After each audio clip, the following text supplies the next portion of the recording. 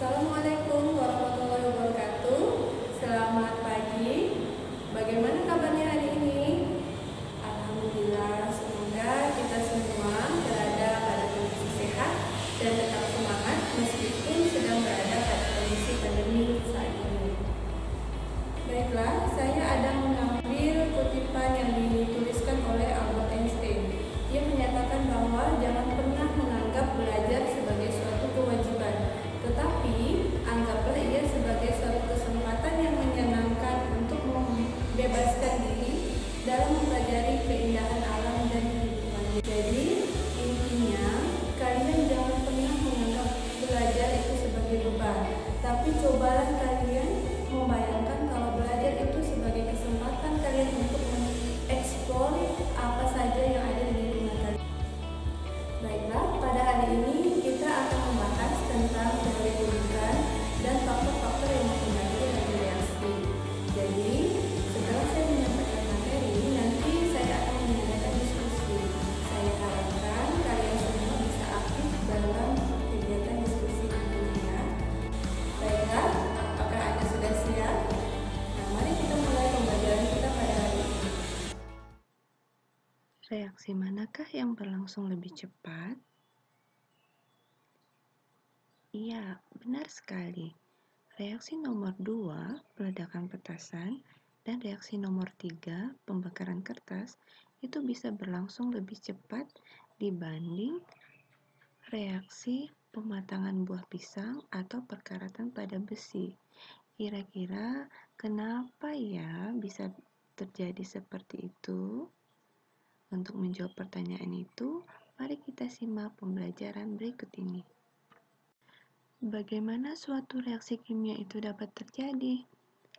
Reaksi kimia dapat terjadi karena adanya partikel-partikel yang saling bertumbukan. Tapi ingat, tidak semua tumbukan itu bisa menghasilkan suatu produk. Tumbukan yang bisa menghasilkan produk itu hanya tumbukan efektif. Tumbukan efektif itu akan menghasilkan energi yang cukup untuk melangsungkan suatu reaksi, sehingga saat reaksi bisa melewati energi aktivasi, maka produk pun akan terbentuk. Seperti apakah tumbukan efektif itu? Ada dua faktor yang mempengaruhi tumbukan efektif. Yang pertama, energi kinetik partikel, dan orientasi atau arah tumbukan partikel itu sendiri. Misalnya, di sini ada dua partikel NO dan ada partikel O3. Meskipun ia mempunyai energi kinetik yang cukup, tapi jika arah orientasinya tidak tepat, maka produk juga tidak akan terbentuk. Namun, jika partikel memiliki energi partikel yang cukup, dan arah orientasi tumbukannya tepat, maka produk yang akan dihasilkan akan terbentuk. Kita akan belajar tentang teori tumbukan dan energi aktivasi. Apabila kita memiliki molekul kuning dan molekul merah yang dapat bereaksi, kemudian kita mencampurnya seperti ini, apa yang sebenarnya terjadi dalam campuran tersebut? Bagaimana pula dengan energi aktivasi? Energi aktivasi adalah energi minimum yang diperlukan untuk berlangsungnya suatu reaksi. Kita anggap seperti ini. Pada gambar pertama, saat tumbukan antar partikel itu bisa melewati energi aktivasi, maka produk yang dihasilkan akan terbentuk. Tetapi, saat tumbukan yang terjadi antar partikel itu tidak bisa melewati energi aktivasi, maka produk yang diinginkan juga tidak akan terbentuk. Jadi, ada 4 faktor yang mempengaruhi kecepatan suatu reaksi. Yang pertama adalah faktor konsentrasi. Semakin tinggi konsentrasi, maka jumlah molekul akan semakin banyak. Jika jumlah molekul semakin banyak, maka tumbukan efektif juga akan lebih sering terjadi, sehingga laju reaksi akan berlangsung lebih cepat. Sekarang kita masuk ke sesi diskusi. Nanti di sini Ibu akan menyediakan 3 buah topik yang akan kita bahas. Nanti kalian, Ibu tampilkan ada 3 gambar.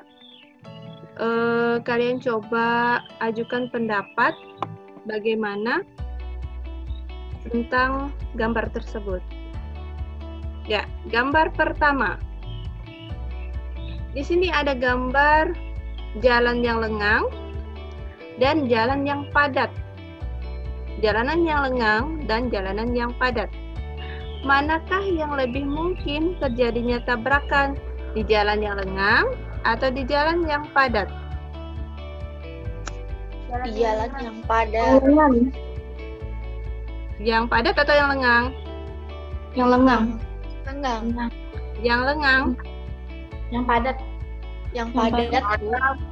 Jalanan yang padat. Mana yang padat atau yang Ada Yang Bu. padat. Coba Farah. Farah, tadi jawabnya jalanan yang padat. Kira-kira penyebabnya apa?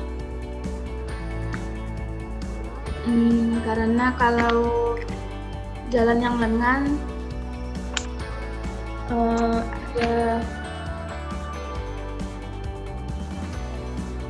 itu tergantung luas permukaannya. Ya, terus? Kalau jalan yang lengang, kalau kecepatannya tinggi dapat berkurang. Kalau jalan yang padat, kalau kecepatannya tinggi sulit berkurang. Jadi kemungkinan dapat bertambah. Jadi dihubungkan dengan luas permukaan. Nah, mungkin ada jawaban yang lain atau ada yang ingin menambahkan? Kalau menurut saya Bu, jalanan yang lenggang lebih mudah terjadi tabrakan. Karena Kalau jalanannya lenggang, otomatis kendaraan yang lain jadi bisa melaju. bisa melaju dengan cepat ya. Makanya akan terjadi tabrakan. Tapi alasannya masih belum tepat. Apakah ada yang ingin menambahkan? Arisa mungkin? Menurut saya, jalanan yang lebih padat memungkinkan untuk terjadinya tabrakan, dikarenakan ini dapat kita kaitkan atau dapat kita hubungkan dengan kecepatan reaksi yang dipengaruhi oleh konsentrasi atau jumlah zat. Nah, apabila jumlah zatnya tinggi atau banyak, maka jumlah molekul pun akan mempercepat reaksinya juga. Ya, benar sekali Arisa. Yang lain kita beri tepuk tangan dulu untuk Arisa. Ya, benar. Kalau jalan yang padat, itu jumlah mobilnya juga pasti akan semakin banyak kan? Kalau jumlah mobil banyak, kemungkinan sentuhan antara mobil yang satu dengan mobil yang lain juga akan semakin besar. Makanya akan lebih rentan terjadi tumbukan. Apa yang dapat Anda simpulkan dari pembelajaran hari ini? Yang adalah semakin tinggi energi aktivasi, maka semakin laju reaksi tersebut akan semakin laju. Adapun faktor-faktor yang mempengaruhi laju reaksi ada 4, yaitu konsentrasi, suhu, katalis, dan luas permukaan bidang sentuh.